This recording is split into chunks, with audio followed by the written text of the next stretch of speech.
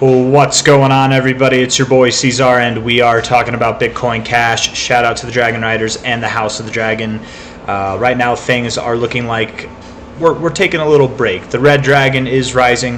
I've seen some Red Dragons flying in the sky. I'm sure we all have over the past few weeks, as we can see here on the BCH weekly chart.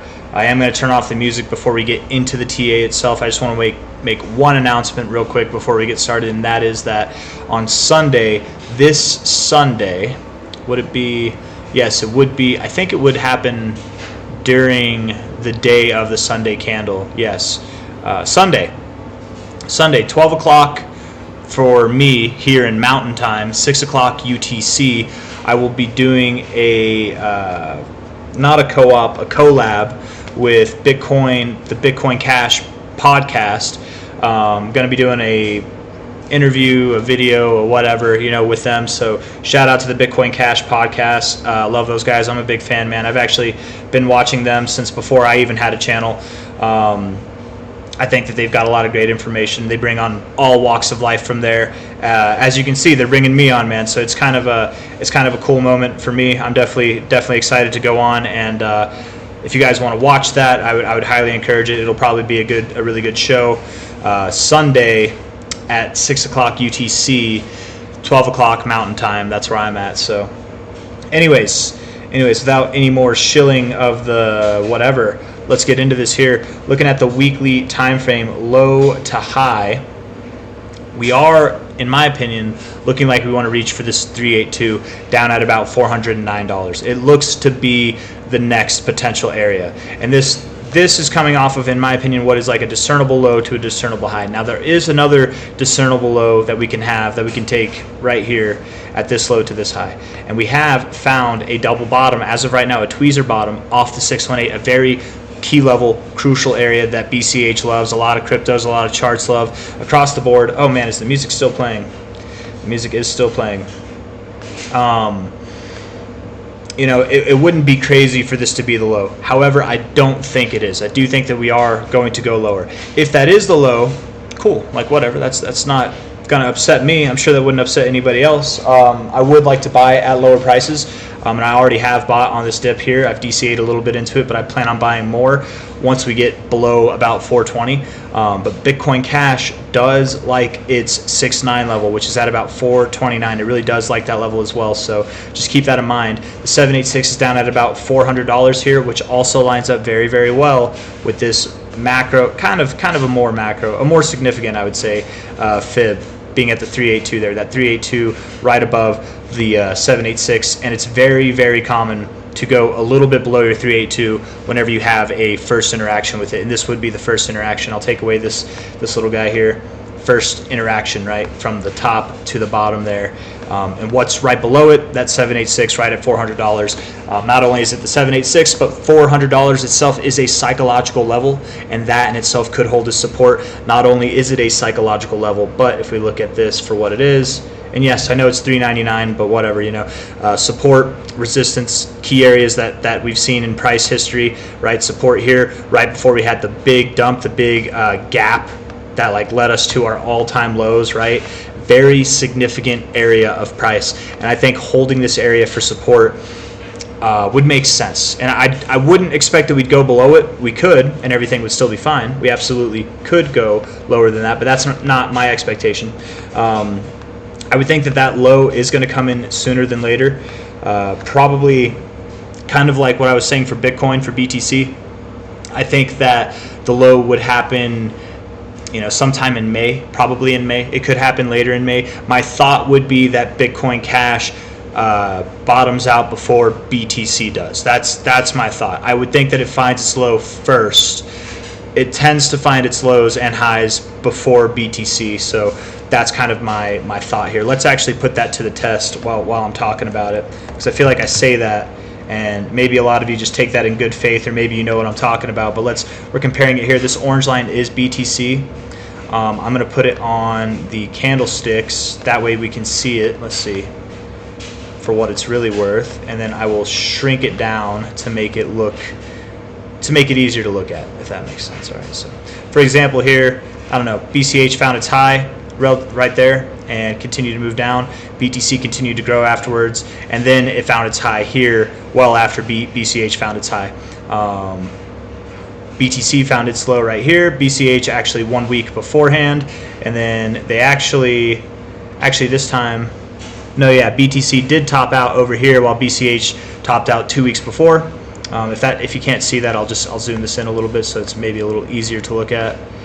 You can see this week here for BTC, that was the high week, and BCH found its high this week here. So the low for BCH actually came in pretty close. It's actually pretty close, but the technical low for BTC was here. So I would say, again, BCH found its low sometime before BTC did.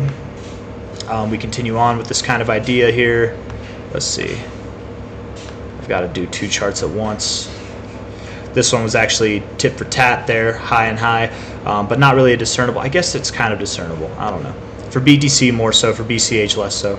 But here, BTC actually this time, okay, BTC did find its high first before BCH did, right? And then BCH continued to run. I suppose BCH found this high before BTC did, but I mean, technically, just looking at the charts for what it's worth, I would say BTC actually did find its high first this time. And it's not going to be perfect. It's never perfect, right? It's just more of an idea. But all I'm trying to say, getting back to the main point, is that BTC probably will find its low after BCH, if not on the same week as BCH. Just because BCH finds its low does not mean that it's go time yet, right? I keep instilling this thought because I know it's really exciting whenever we hit the key areas of support that we're looking for. It's really exciting after we see the low effects come in. The only thing we think about is the upside, right? But really what's probably going to happen is we're going to move sideways for a long time, right? We found our low right here, and we moved sideways for a long time before we got that up move. I don't think it'll be this long, but I don't think it'll be this short. In fact, I think we've already exceeded the limit, the time frame for this consolidation here. Let's see. Yeah, I'm just going to move on from there. I forgot where I was going with it. Oh yeah, okay, so we did have our bearish divergence right up here on the weekly. It has been fulfilled. That does not mean we have to go up anymore, right? Let's see, low to high. I don't know, man. Maybe that's all I got to say. Maybe that's it. I guess, yeah, we could talk about the more immediate term stuff. Looking at the daily, rejecting the 50 area here. Lower lows, lower highs, not a good look in my opinion. If we take this relative high to the relative low, finding resistance on the 50, deconstructive behavior, right? You tipped the 50, came back down, went up, now you're finding resistance at the 382, coming down below the 236, not a good look. I would very much, with like a high degree of certainty, expect that the next targets we're going to see are either at 424 to 400, or let's see, maybe even this one. What's that one say? 414 to 380. Yes, 380 is possible. I doubt we would go below 350, though it is possible. We could go down there, but I'm genuinely expecting that we will see a somewhat significant, a more significant higher low than this low here. So probably down somewhere around there, around this 420 to 380 area, form a higher low, relatively speaking, and overall speaking. And then we'll be boring, man. We'll be really boring for the next like month to 2 or 3 months, something like that. I would expect that Bitcoin Cash is a little bit more exciting than BTC will be after it's found its low. But it might be some time before it sees prices above these highs here, these relative highs at about 720. So that's all I got to say, guys. I don't know if I have anything else I want to add. Yeah, weekly RSI still looks good. It can go lower and still look good. It can go a lot lower and still look fine. So don't be discouraged if we even go below these lows here. If we go to the 50 and find support there, that's great. If we go lower than that, I wonder if it would still hold this kind of idea. Yeah, we could go right to the 50, man. And with this, that'd be sometime toward the end of May. So that kind of makes sense to me. But yeah, running out of thoughts to say. I'll just close it off with saying again that on Sunday, you guys, I will be doing that Bitcoin Cash podcast Sunday at 6 UTC, 12 o'clock Mountain Time, and wherever your time frame is, if it's or time zone is, if it's not either of those, you just have to figure it out. You can use the charts here. Obviously, if we go to the 1 hour, you can see what time it is here, right? 6 p.m. would be 12 plus 6 is 18, so that would be 1800, right? Because most charts, if not all charts for crypto, are set to UTC, at least as far as I know. So yeah, anyways, that's all I got. If you guys liked the video, hit that like button, subscribe if you want to see more. Thank you all for coming. We've got some downside to go. I do think it'll happen sooner than later. I don't think it'll happen overnight. It could happen by the end of this month. By it, I mean the low. But I would more expect it to happen probably in the first half of May, if not the end of May. But I'm looking for the first half of May personally. But that's all I got. So take care. See you on the next one. Hit that like button. Bye-bye.